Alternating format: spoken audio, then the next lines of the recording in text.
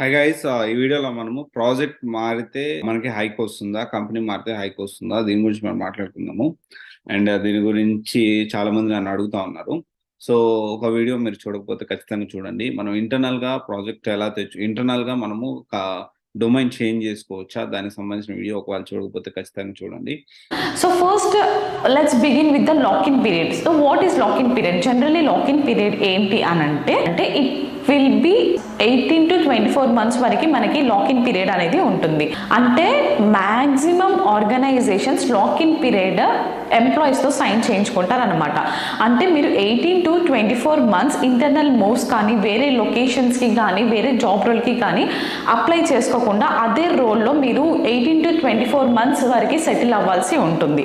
That is lock-in period అనమాట. అసలు ఎందుకు చేస్తారు ఆర్గనైజేషన్స్ లాక్-ఇన్ పీరియడ్ అనేది అని అంటే, సపోజ్ మీరు ఒక జాబ్ రోల్ పైన సెటిల్ అయిపోయారు ఒక ఆర్గనైజేషన్లో, నెక్స్ట్ ఇంకో కెరియర్ గ్రోత్ కోసం ఇంకో ఆర్గనైజేషన్కి అప్లై చేద్దాం అనుకుంటున్నారు. సపోజ్ ఒక టెక్ సపోర్ట్ జాబ్కి అప్లై చేద్దాం అనుకుంటున్నారు అండ్ అక్కడ నుండి ఇంటర్నల్గా నేర్చుకొని సాఫ్ట్వేర్ డెవలప్మెంట్ సైడ్ వెళ్దాం అనుకుంటారు.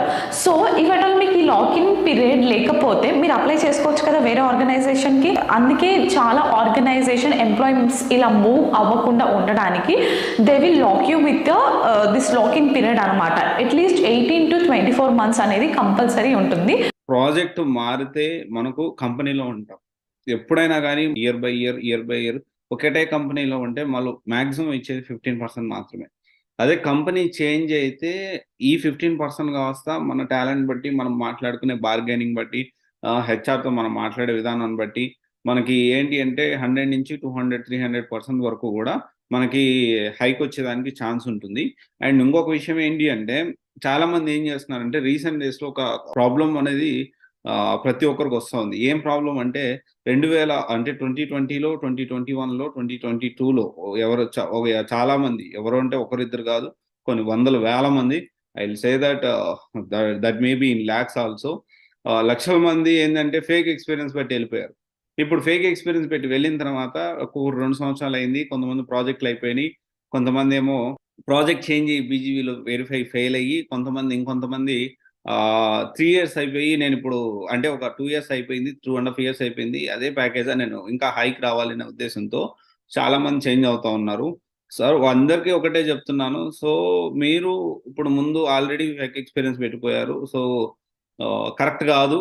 ఈ ఎక్స్పీరియన్స్ అనేది ఒకసారి క్రాస్ వెరిఫై చేసుకోండి, జెన్యున్ ఎక్స్పీరియన్స్ వాడుకోండి, జెన్యున్ ఎక్స్పీరియన్స్తోనే ముందుకెళ్ళండి ఎప్పుడైనా కానీ. అండ్ ఇంకొక విషయం ఏంటి అంటే, ప్రాజెక్ట్ మారితే అంటే ఇప్పుడు ఈ విధంగా కంపెనీ చేంజ్ అవ్వాలి అనుకుంటే ఫస్ట్ మనం చేయాల్సిన పని ఏంటి అంటే స్కిల్ అనేది అప్గ్రేడ్ చేసుకోవాలి. కంపెనీ మారాలి అనుకున్నప్పుడు మనం ఫస్ట్ పాయింట్ మన డొమైన్కి, నేను ఇప్పుడు ఈ టైంలో కంపెనీ మారితే కాల్స్ ఉంటాయా, మనకు ఫ్యూచర్లో దీనికి సంబంధించి కంపెనీ మారితే కాల్స్ ఉన్నాయా లేవా అనేది ఫస్ట్ చెక్ చేసుకోవాలి. అండ్ నెక్స్ట్ ఏంటి అంటే, ఏమి స్కిల్ నేర్చుకుంటే యాడ్ ఆన్ చేసుకుంటే నాకు బెటర్ ప్యాకేజ్ వస్తుంది అనే విషయం మనం అర్థం చేసుకోవాలి.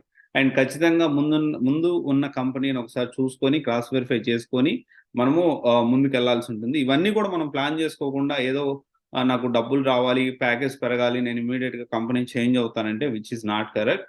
ఇది ఒకసారి ఆలోచించండి. Definitely it will helps you. Thank you. This is Raj signing off civil guidance private limited, one stop solution for all job oriented courses. Thank you.